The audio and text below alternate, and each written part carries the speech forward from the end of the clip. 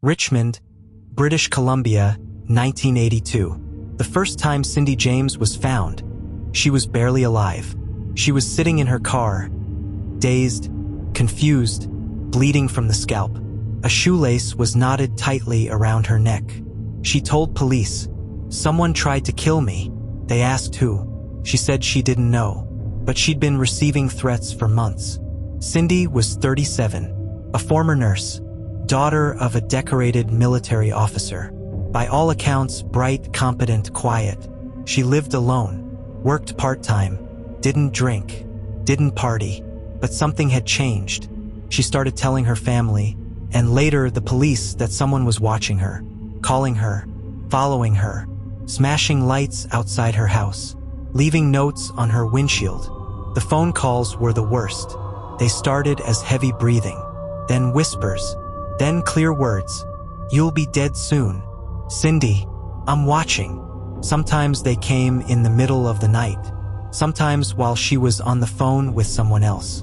When she had the lines tapped, the calls stopped completely, then resumed as soon as the surveillance ended.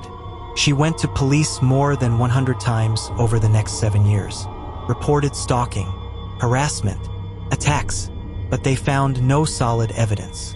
Nothing that stuck. No witnesses. No fingerprints. Her ex-husband, Dr. Roy Makepeace, a psychiatrist, claimed she was imagining it all. But when police asked him to listen to one of the recorded voicemails, he went pale. "That's the same voice that's been calling me too." Cindy changed her name, moved houses, painted her car. Still, it followed her. In 1983, she was found unconscious in her garage. A nylon stocking was wrapped around her neck, so tight it had cut into the skin. A needle puncture in her arm. She had no memory of how she got there. The police said, "There's no sign of forced entry," but her dog had been beaten. Her phone line severed. The words "dead bitch" were scrawled on the floor in lipstick. The media started circling.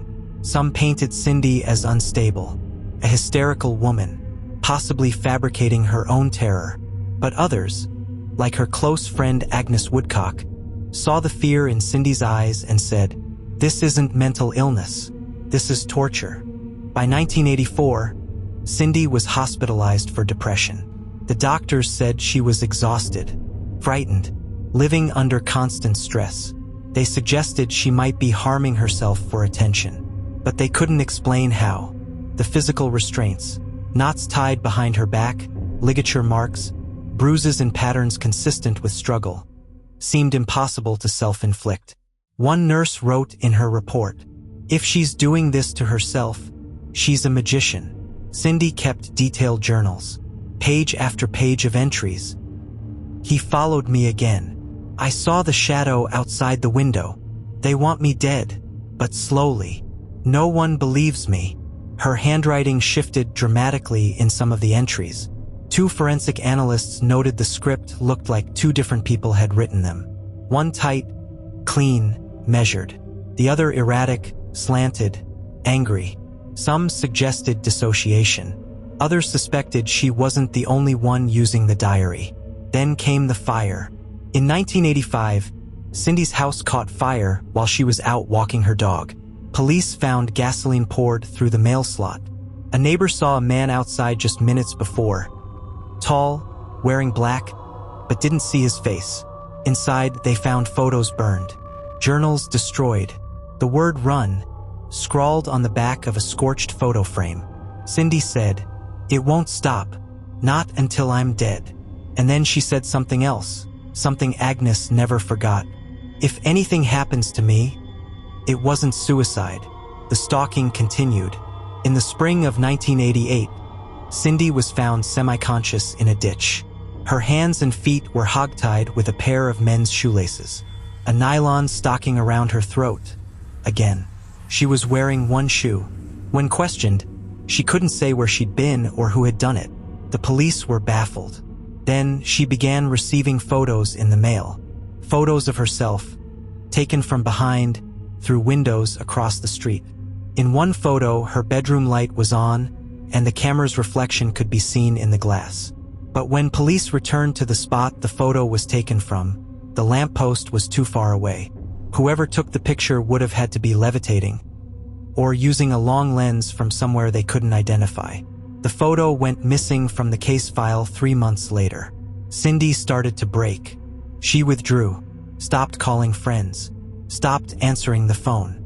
She started taking long walks alone, even late at night. One night, she told Agnes, "He's not just outside anymore, he's getting in." When Agnes asked how, Cindy answered, "Dreams, voices. I hear him when I sleep." Then, in May 1989, she vanished. Her car was found in a shopping center parking lot. The engine was running, her wallet under the seat. Inside the car, groceries on the passenger seat, blood on the driver's door, her sunglasses broken. There was no sign of a struggle, but she was gone. 17 days later, a construction worker found her body in the yard of an abandoned house. She was hogtied, her hands and feet bound tightly behind her back, a needle puncture in her arm, massive amounts of morphine and flurazepam in her system. Cause of death? Undetermined. The coroner ruled out overdose, but said she couldn't have tied herself like that. Not while drugged, not with those knots. And yet, the official report? Likely suicide. But those who knew her, really knew her, said something else. Cindy James didn't die because she gave up. She died because she was hunted. June 1989, 2 weeks after Cindy's body is found. The house is silent, her belongings boxed up, family scattered in grief, and the police? Mostly done. They had no suspects, no crime scene, no weapon, just a dead woman, drugged, tied up, and left in a yard she'd never visited before. The official term was non-determinable death. Privately, they called it something else. The case will never touch again. But Cindy's father, Otto Hack, refused to accept that. The night after her funeral, he sat at her kitchen table, going through what little police had returned, a box of letters, 2 photo albums, and a plain manila envelope sealed in red wax. On the front, handwritten in blue ink, "Do not open unless I'm dead." He opened it.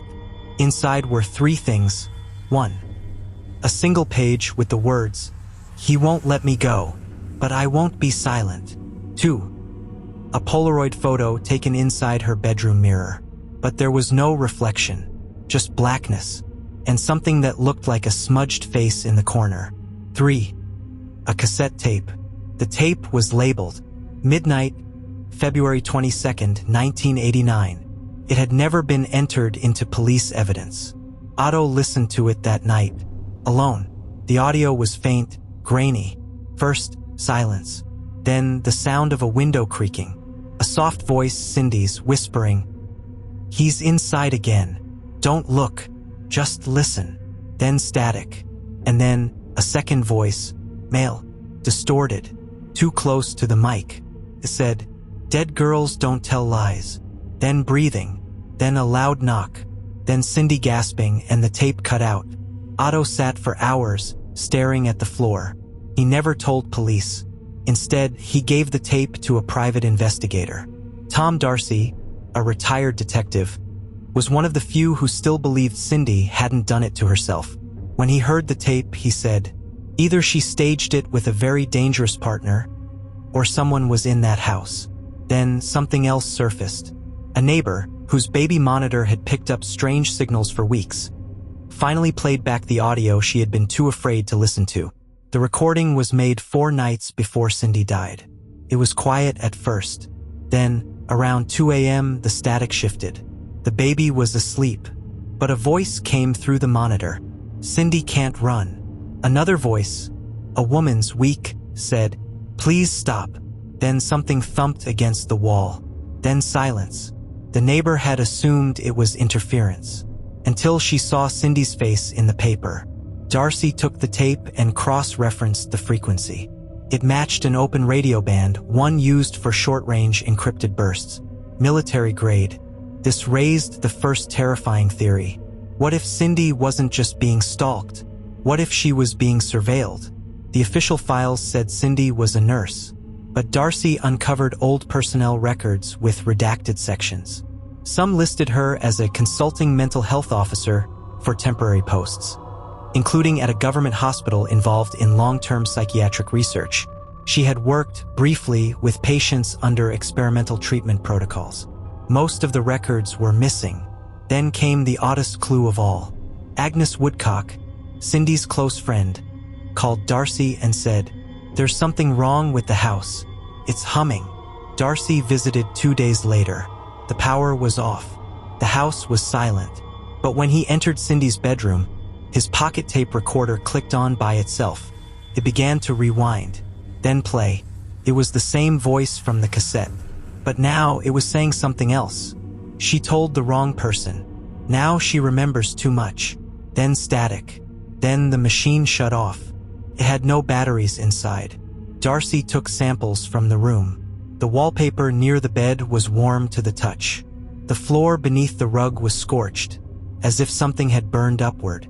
In a drawer, he found an old mirror, face down. The surface was cracked, but scrawled across it in fading lipstick, "Check behind the closet." He did. Behind the wall panel, inside a crawl space, was a shoebox. Inside, torn-out diary pages, empty pill vials, a business card for Dr. Roy Makepeace, Cindy's ex-husband. On the back of the card, "If anything happens, ask him about B-52. Darcy reached out to Roy. At first, he refused to talk. Then finally, he said, "Cindy was sick, but not the way you think. There were people who wanted her to forget things. She wouldn't." He refused to elaborate. Days later, he left Canada. No forwarding address. The diary pages revealed something else. Cindy believed she was being drugged long before the final injection. One line stood out. "I wake up too late. I remember things that didn't happen. Or maybe they did. There are gaps. Always gaps. I think they're using me." Another. "He wears a mask, but I've seen him under it. I knew him once. Before." Was Cindy losing her mind? Or had she seen something years ago that made her a target? And then came the final twist in the tape. An audio engineer reviewing the original Midnight cassette discovered a sublayer of audio beneath the surface, a whispered phrase that only revealed itself when slowed down and filtered. "She will not rest until you hear her." June 1989. Richmond, British Columbia. The shoebox hidden behind Cindy's closet wall had already turned one assumption on its head. She hadn't been paranoid. She'd been documenting. And the phrase scrawled on her ex-husband's business card, "Ask him about B-52, wasn't just a code. It was a file number. Private investigator Tom Darcy tracked it to Riverview Hospital, a now-declining psychiatric facility where Cindy had briefly worked in the late 1970s. Most of the old patient wings were shut down. The archives had been partially moved, partially lost. But when Darcy asked about file B-52, the records clerk paused. "You're not with the department?" He wasn't, but he was persuasive. And after some hesitation, the clerk handed him a manila folder. The cover said, "Patient 1315B, Volunteer Memory Work 1977 to 78.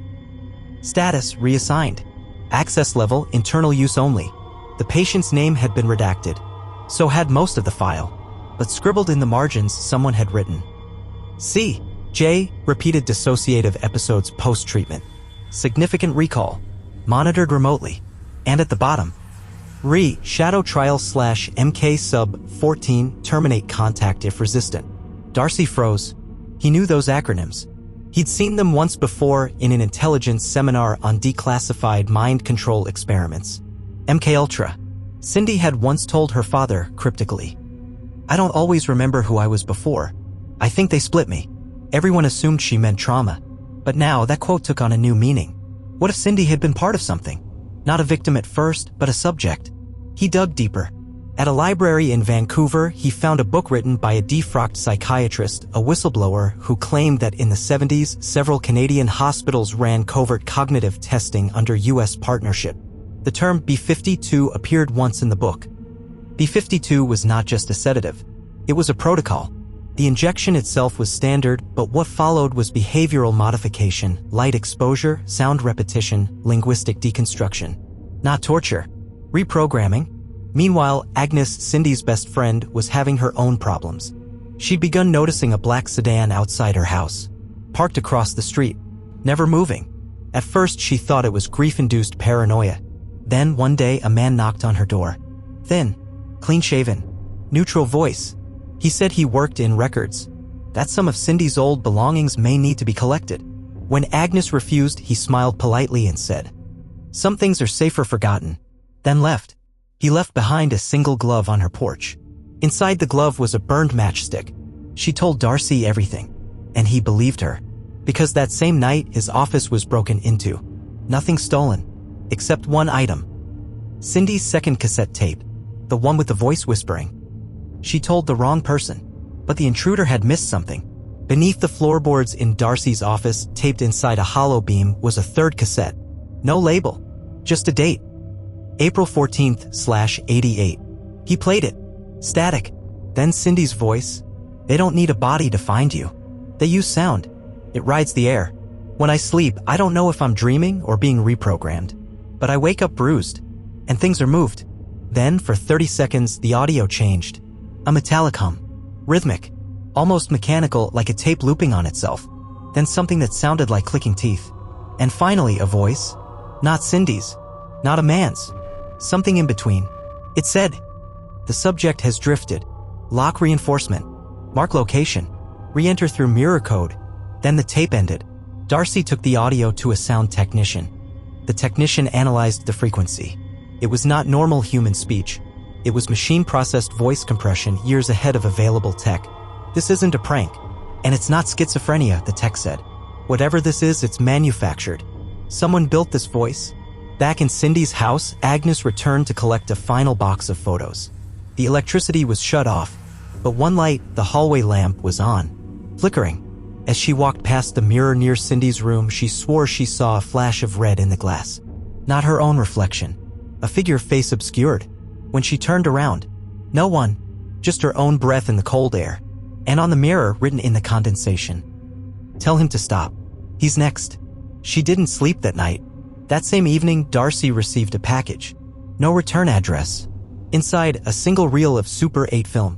He had it developed at a private lab. It showed black and white surveillance footage of a hospital room. Cindy, clearly younger, strapped to a bed. Someone off-screen held a flashbulb. It blinked in a rhythmic pattern. Each flash, she winced. There was no sound, except for the final 3 seconds when a low tone emerged. The same tone from the tape. The file name of the reel? SUBJ1315B_own mind.break. Darcy now believed 3 things. 1. Cindy James had been part of a behavioral experiment in her past. 2. She had been trying to remember. 3. And someone or something had been preventing her. He returned to the hospital to find the original B-52 file again. But it was gone. Erased. The records clerk who helped him? Transferred without explanation. When Darcy asked who ordered the file destroyed, he was told, "That file doesn't exist, sir." But Cindy had already told them what to expect. She wrote it in her diary 2 weeks before her death. "If I die, don't trust the reason they give. The fire didn't come from inside. The damage was done years ago. The only thing keeping me alive was remembering. But now I think he's starting to remember too." July 1989, a month after Cindy's body was found, Tom Darcy had stopped sleeping normally. He didn't call it fear. Not yet. But something had changed. It started with the light bulbs in his kitchen. 2 popped in the same night. Both brand new. Then the TV turned on by itself. To static. 3:33 a.m. And in the dead center of the screen, just for a second, a woman's face. Too pale. Too still. He swore it was Cindy. But the image vanished before he could grab the remote. The next morning, a letter arrived at his office. No stamp. No return address. Just slid under the door. Inside, a typewritten note. "You've opened the wrong file. The next one opens you." Folded inside the note, a blurry Polaroid photo of Agnes standing in her kitchen, taken from behind a window. She hadn't told anyone where she'd moved. That same night, Agnes woke up standing in the hallway. No memory of how she got there. No phone in the house worked. Her wall clock had stopped at 3:33 a.m. But on her table, a note, written in her handwriting. "It's coming through the mirrors now." She called Darcy in tears. He drove to her place immediately. When he arrived, she handed him something. It had arrived in a box on her doorstep. A shoebox. Inside, a cassette tape. A crumpled hospital badge. R. Stroud, orderly/Wingby. A single nylon stocking. A note that read, "Ask him what he saw in the mirror room." Darcy tracked down Richard Stroud, or what was left of him. He lived 2 hours north, off-grid, in a trailer buried in snow. Stroud wouldn't speak at first, but when Darcy showed him Cindy's badge, his hands began to shake. "I remember her. Wing B52. She wasn't the only one. They called it pattern implantation. Said it was harmless. Said it was research. But something stuck to her. Stayed behind her eyes." Darcy asked, "What do you mean?" Stroud whispered. Sometimes she'd speak in another voice. Not another language, another tone. Like something else was using her mouth. And in the mirror room, she saw herself blink before she did. Then he handed Darcy a scrap of paper. On it, a hand-drawn spiral. Same symbol found in Cindy's diary. The same one burned into the cassette box Agnes had received. Darcy returned to his office to listen to the tape. It played clearly at first. Cindy's voice again. "If this tape has reached you, it means they've let it out. It will copy anyone who listens." Then static. Then something else. A low, warbling tone, mechanical but rhythmic. Then a layered voice. Subject split. File residue active. Mirror breach at 4:13. New host incomplete. Then silence. And just before the tape ends, a metal-on-metal grinding sound like gears turning in a skull. Later, that exact tone played through Darcy's office speakers by itself while the system was off. And on the screen, C/new host confirmed. He unplugged everything. But the message remained burned into the screen's phosphor for hours after. Agnes, meanwhile, had begun drawing spirals in her sleep. She kept waking up to find her hands covered in ink. Pages filled with the same phrase. "I remember her now. I remember her now." She started seeing Cindy in mirrors. Not her face, Cindy's. Smiling. Watching. Desperate, Darcy dug back into Cindy's files. He found a single line he had missed before. "They never needed to kill me. Just scatter me. Memory is a virus, and I am leaving pieces everywhere." That night, Agnes collapsed. At 3:33 a.m., paramedics said she was dehydrated, unresponsive, muttering. At the hospital, she wrote on her own arm with a pen. "She's almost through." And then she began to hum. The same tone as the tape. Darcy watched the surveillance footage. At the exact moment Agnes passed out, the window in her hospital room fogged over. And on the glass, backwards from the outside, "I'm not gone." June 23, 1989. Tom Darcy stared at the old photograph of Cindy, age 19, standing next to a black van with no license plate. The van was parked outside a tall concrete building. Creekside Psychiatric Facility, Richmond, British Columbia. Demolished 5 years ago. He cross-referenced the van's model, a 1974 Dodge Tradesman, and found that it had been registered to a now-defunct research contractor called Portwell Behavioral Science Group. The company operated under a provincial health grant in the 1970s, then went dark in 1981. No website, no phone, only fragments in public archives. But what Darcy found next stopped him cold. In a 1977 Portwell personnel log, one of the listed staff assistants was a C. James, age 25, assigned to Ward B, Room 3, night rotation. Cindy, that was the room she referenced in her final journal. She screamed like I did. So, who was the woman in Room 3? Darcy pulled archived medical reports from the Creekside era. Most records were redacted, but one file, a misfiled death certificate, listed a patient who died in June 1977. Elizabeth Granger, age 32, cause of death: pulmonary asphyxiation following induced catatonia. Translation? They sedated her until she stopped breathing. She died in Ward B, Room 3. Her attending nurse? Listed only as James/Clearance, White, 2. Darcy tracked down Elizabeth Granger's sister, Marianne, who now lived in Alberta. When he asked about her sister's death, Marianne was silent. Then she said, "They told me she went crazy, that she tried to claw her own throat out, but she had no history of mental illness. And before she died, she sent me a letter. It said, 'They're using dreams to make us forget.'" Darcy asked to see it, but Marianne said it was stolen. A man came to the house in 1982, said he was from the health department, took the letter. She never saw it again.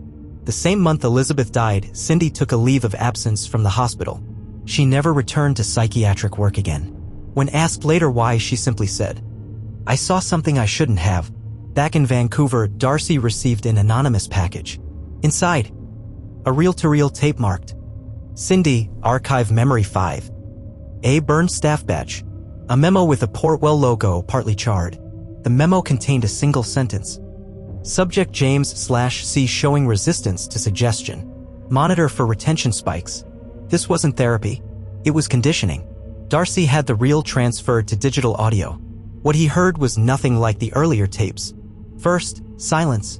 Then a low tone pulsing every 4 seconds, subtle, disorienting. Then Cindy's voice, but she wasn't speaking. She was reciting. Flat. Robotic. As if reading from inside a trance. I am safe. I do not remember the incident. There was no room 3. There was no patient. There was no test. Then her voice stopped. And another voice entered. Low. Male. Filtered. James/C. Reinstatement failed. Initiate reset protocol. Then a high tone. Then silence. The file timestamp was July 4th, 1977, just weeks after Elizabeth Granger's death. Darcy now had enough to believe Cindy had been part of a covert memory suppression experiment decades earlier, one designed to rewrite traumatic or classified memories using hypnosis, drugs, and audio conditioning. But her memory hadn't stayed suppressed. And when it started to return, they made her life unlivable. Until she was dead. He brought the theory to a retired provincial health official, someone who'd worked on grant approvals in the late 70s. When shown the Portwell memo, the man went pale. He admitted he'd signed off on 3 containment budgets in 1978, all tied to something called Echo Recovery Initiative, Tier B. But he said he was told they were treatment funds for PTSD. When Darcy said Cindy James was listed as a subject, the official whispered. That name was on the early lists. Then, after a pause, they never meant for any of them to survive past 40. Darcy asked what Echo Recovery really was. The man wouldn't say. But he did say this.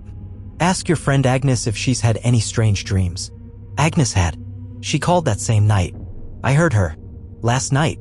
I heard Cindy. She'd been dreaming of the house again, the closet, the heat, the whispers. But this time she said the closet door opened and Cindy stood inside. Mouth closed. Eyes wide. She whispered. They're burning the tapes. But they can't burn what I put inside you. Agnes woke with a nosebleed. And in the bathroom mirror, drawn in condensation. January 3rd, 5229. The same number Darcy had seen etched on Cindy's mirror. He now believed it wasn't a date or a case file. It was a memory lock. Some kind of phrase or code used to trigger suppressed memories. Maybe even a shared trigger like a psychic landmine. Then came the final blow. Another death. The audio engineer who had helped Darcy with the first tape was found dead in his apartment. No foul play. But his walls were covered in pages of scribbled numbers. And on his computer desktop, a single image file. A blurry photo of Cindy's face, mouth open, eyes blurred with the file name. James_5229.exe. They tried to erase her. They failed. Now Cindy's memory was infecting the people who looked too close. And Darcy? He had just triggered something bigger than he understood. Because his own phone rang that night. No number. Just static. Then a woman's voice. Room 3 is open again. July 5th, 1989. Richmond. Tom Darcy hadn't slept. The message on his computer screen had been waiting when he came back from coffee. Echo active. Protocol 5229 engaged. There was no open program. No keyboard input. The monitor wasn't even powered on when he left. But the message pulsed in gray on black, blinking once every 4 seconds. He yanked the power cord. The screen stayed on. For 4 more seconds. Then it went dark. That same morning, Agnes woke up on the floor of her kitchen. She had no memory of getting there. Her hands were smeared with black ink. On the tile floor around her, torn out notebook pages. All filled with handwriting. But not hers. It was Cindy's. Exactly. Agnes had helped Cindy write thank you cards for years. She knew that script. And now it was back. The pages were covered in phrases. B52 equals mirror training equals witness erosion. I remember the door. Room 3 had no cameras. Only the mirror. She came through. She stayed. It rides sound. Agnes began hearing voices not in her head, but in appliances. The fridge clicking once, then whispering echo. The shower turning on by itself at 3:33 a.m. Her answering machine playing back voicemails that no one had left, all silent, except a female voice breathing for 11 seconds. She called Darcy in tears. Something's in here with me. It's not just haunting me, it's using me. I see her when I blink. Darcy tried to record one of the episodes. He sat in Agnes's kitchen with a cassette deck. Agnes fell asleep on the couch. At exactly 3:33 a.m., the lights flickered. The tape clicked on. Agnes sat up straight, eyes wide, mouth slightly open. She whispered. They hollowed her out. The breath that came back wasn't Cindy. It wore her skin. Room 3 was not a room. It was a gate. Then her head lolled. When she awoke, she remembered nothing. The tape? Melted inside the deck. No heat source. Just melted. Meanwhile, Darcy uncovered a third name from the Portwell staff files. Miriam Hale. Disappeared in 1978. She had worked directly with Cindy, her shift partner in Ward B. Her last known note, according to a recovered microfilm memo. James is retaining too much. Requesting patient transfer. I fear subject 3 is mimicking her. No trace of Miriam was found after that. Darcy located Miriam's sister, Delia, in Victoria. She told him. Miriam said something was wrong with the mirrors. She started covering them with towels. She said one time she looked in and saw Cindy smiling, but Cindy wasn't in the room. Delia received a final postcard weeks before the disappearance. If they say I left, I didn't. If they say I forgot, I didn't. Cindy and I saw something that never blinked. Back in Richmond, Agnes's condition worsened. She began referring to herself in the third person. Once she wrote, Agnes is fading. I'm clearer now. Then, in red ink. She is still writing. Darcy brought in a neurologist to scan Agnes's brain during sleep. No abnormalities. Except one thing. During her REM cycle, there's a pattern of electrical activity I've only seen in patients with auditory recall training, like echolocation. As if something is feeding her information from the outside and she's processing it through memory. When shown a recording of Agnes speaking in trance, the neurologist asked, Is this patient schizophrenic? Darcy said, That's not her voice. Then he played the original Cindy tape from 1988. Same cadence, same breath pattern. The neurologist left without taking his check. That night, his clinic's security cameras caught him standing in the hallway at 3:33 a.m., speaking to a mirror, repeating the same sentence. She remembers through me. Then the footage cuts, and his office caught fire from inside the walls. Later that week, Agnes coughed up a small piece of burned tape. It had a handwritten label. James/final entry/5229. It hadn't passed through her mouth. It looked grown. No one could explain how. Darcy sent the tape to an independent audio forensics lab. They extracted just 11 seconds of audio. Cindy's voice. They split me, but the other part stayed. It watched through the glass. Now it wears sound. Then, 5229, engage memory loop. Then silence. 3 nights later, Darcy's computer rebooted itself. It loaded a screen he'd never seen before. A gray interface. A blinking cursor. Text. Echo 5229 instance active. Carrier detected, dar.tom. Status, infected memory rebuild 17%. And then, a new line. The gate doesn't close. It replicates. He unplugged the computer. It stayed on, and in the reflection of the dark screen. Cindy, staring back, smiling. July 8, 1989. Tom Darcy hadn't turned on his computer in days. Didn't matter. The machine now booted itself. Randomly. Always at 3:33 a.m. The screen would flicker white. Then gray. Then a terminal window would open and generate a new file. rem_James_06.log. rem_James_07.log. rem_James_08.log. He never opened them. Until he did. Inside the file, a long string of text. All lowercase. One continuous loop of the same phrase. I see you see me seeing you see me see you. Over 40,000 times. And embedded deep inside that file at line 28,113, a single interruption. Room 3 still open. Meanwhile, Agnes was missing. Darcy had left her a voicemail at 9 a.m. By noon, no response. By dusk, her house was unlocked. Her phone unplugged. The only thing out of place. A scarf blue with white threading draped neatly on her bed. It was Cindy's. One of the few items never returned by police. Darcy had seen it before once in a crime scene photo taken in 1984 after Cindy was attacked and left tied up behind her house. The scarf had blood on it in that photo. Now it was clean. Agnes returned 11 hours later. She walked up her porch like nothing had happened. Darcy was waiting. She blinked at him, confused. "Where'd you get Cindy's scarf?" he asked. Agnes looked down, then whispered. "She said I'd need it when I came back." She had no memory of the past day, but her shoes were soaked. And in her jacket pocket, a crumpled patient file from 1977 with Cindy's name handwritten in red ink. Darcy asked where she got it. Agnes didn't know, but the paper was damp and there was a faint smell of mildew. On the bottom corner, a hand-drawn spiral. The file referenced something new. Stage 4 retention echo, subtype autonomous recall. The description said, if subject persists in recall despite suppression, memory may begin recursive spread to proximal hosts. Echo pattern becomes self-replicating. Terminate host. Archive resonance. Agnes had started drawing the spiral again, but now she was doing it with both hands at once, in mirror symmetry, and each drawing was accompanied by a name. None she recognized, but Darcy did. 3 of them were the names of former Portwell staffers, all dead. Later that night, Darcy received a call from an unknown number. A woman's voice, dry, hoarse, terrified. "I don't know you, but I found your name in a box." She claimed she was a former patient of Creekside. She gave no name, but said this: "I've been drawing in my sleep.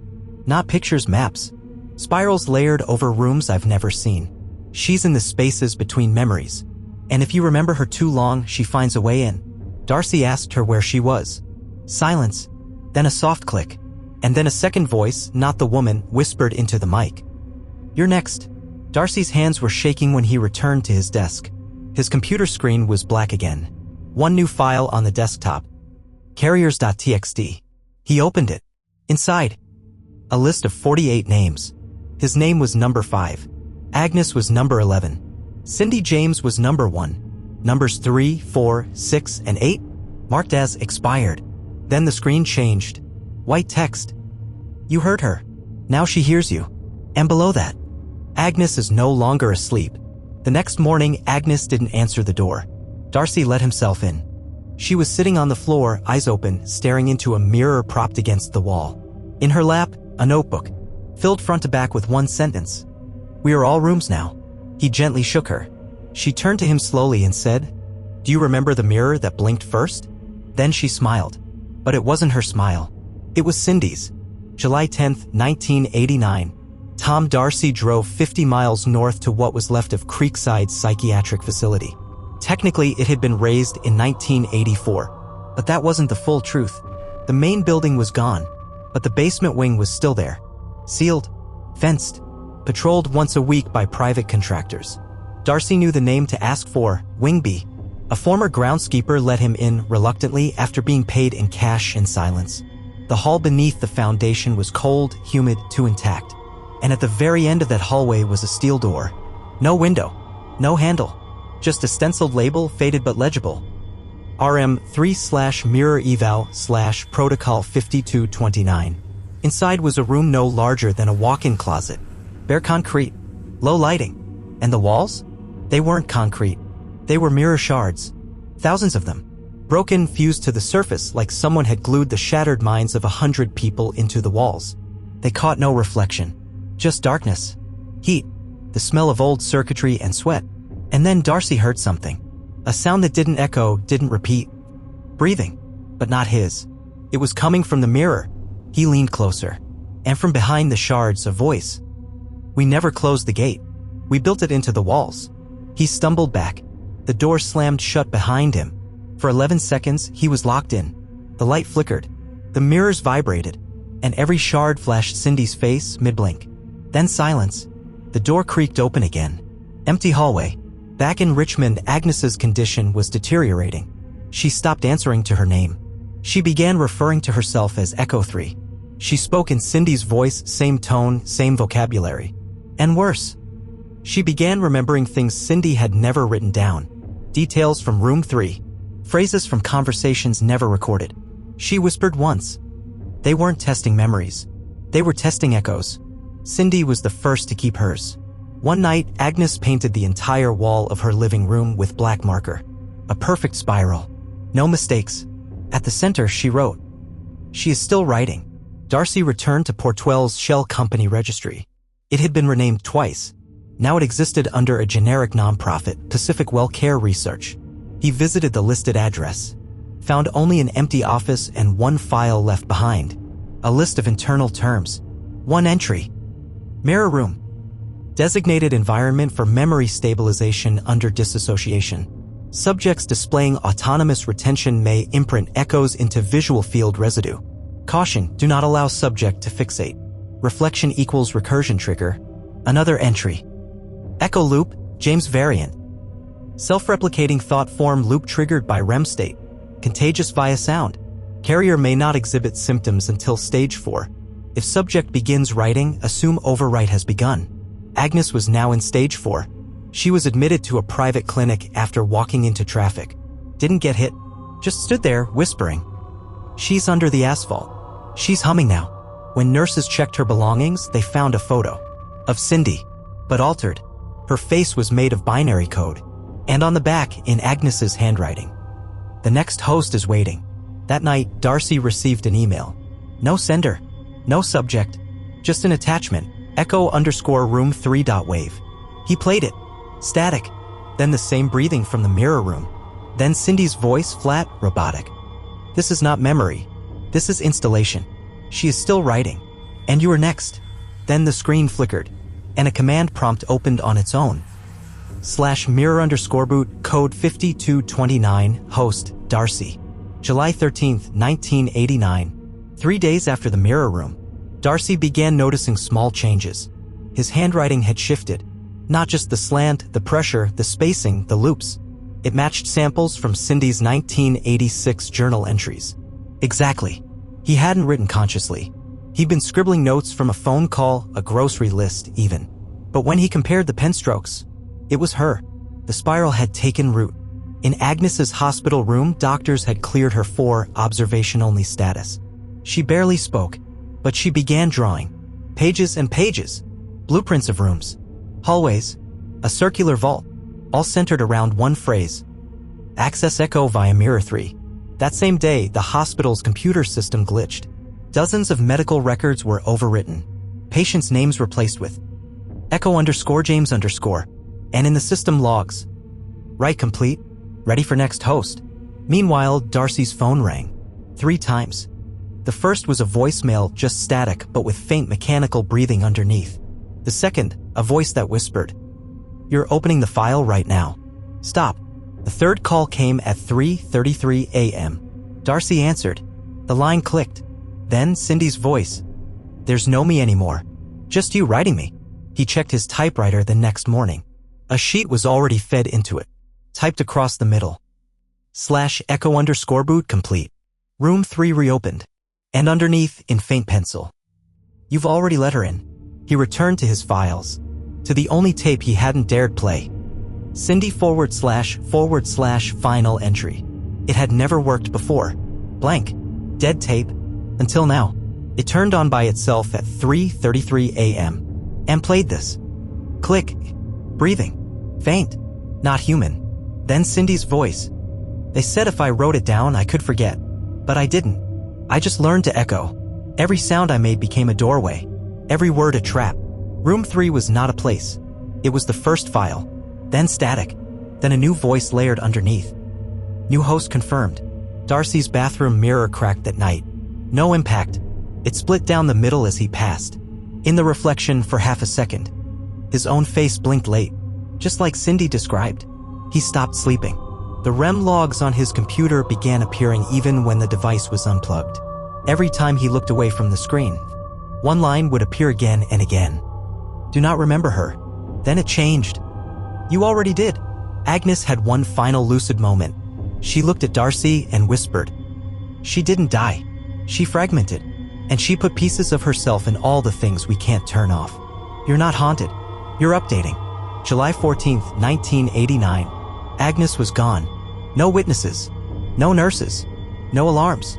She vanished sometime between 3:30 and 3:35 a.m. In her hospital bed, a warm indentation. Beside it, a drawing on the window made from condensation. A spiral, drawn backward. Beneath it, one word traced with a fingertip. Transferred. The room was sealed. No signs of forced exit. Security footage showed only one thing. At 3:33 a.m., every light in the hallway flickered in rhythm, once every 4 seconds. Then a faint reflection in the glass door. A face. Not Agnes's. Not Cindy's. Something in between. Darcy received a burned envelope that same morning. No return address. Inside, a single page of thermal paper, still warm, and a fingerprint scorched into the bottom corner. Cindy's. Confirmed by forensics, 100% match. And the message? Thank you for remembering me. I've copied now. Your memory is the last room. The door is open. That night, Darcy returned to the ruins of Creekside alone. He brought no flashlight. He didn't need one. The spiral glowed now. On the basement walls. On the door to room 3.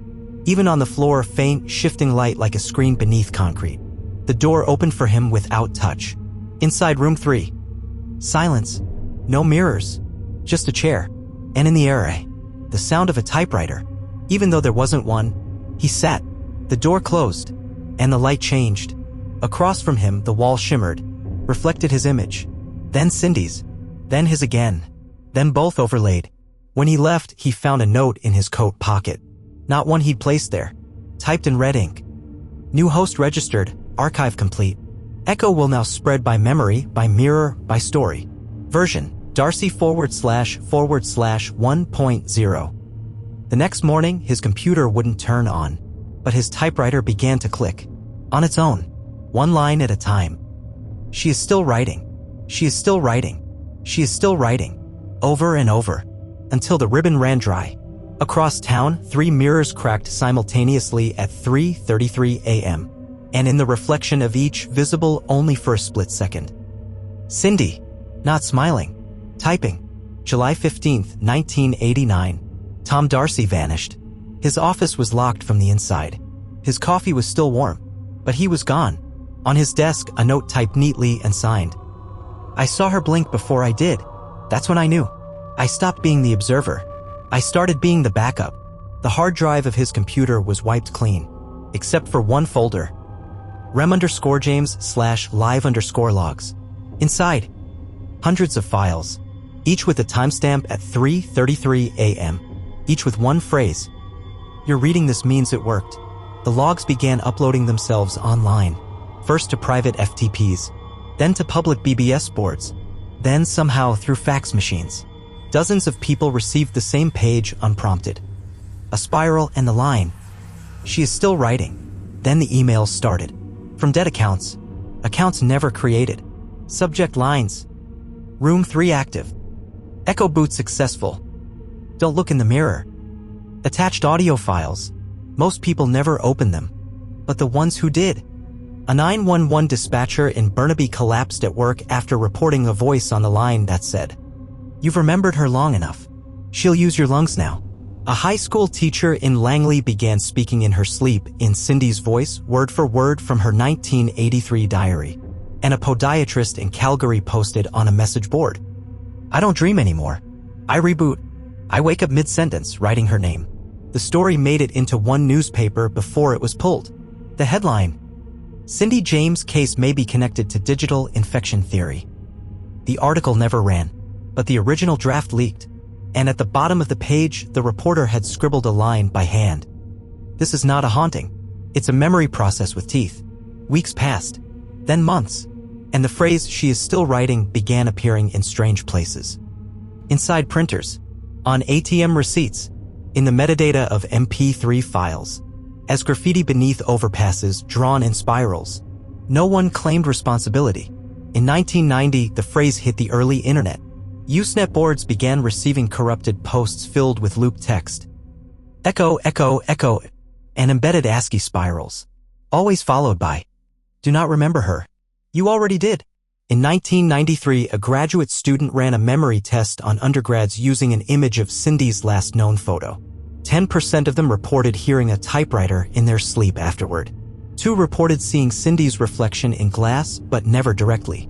1 student carved a spiral into her desk, then vanished for 72 hours. Returned mute. The government never acknowledged the Creekside experiments. Portwell was erased completely. Room 3 was sealed with steel and concrete. But it didn't matter. The mirror had already been opened. In 1995, a USB drive was mailed anonymously to a horror fiction author. Inside, a folder called James Archive. The full REM logs, the audio tapes, a final message. The story is the spiral. Every person who reads it runs it. Thank you for being the next. The author thought it was a hoax until their mirrors cracked. All three. Same time, 3:33 a.m. Today, you may think this is a story, but you've seen the spiral now. You've remembered her name. Cindy. You've heard her voice, even if only in your head. You've carried it, which means you're part of the archive. And somewhere, in a system you've never touched, a new file has already appeared. Rem_James_2024.log. She is still writing. She is still writing. She is still writing.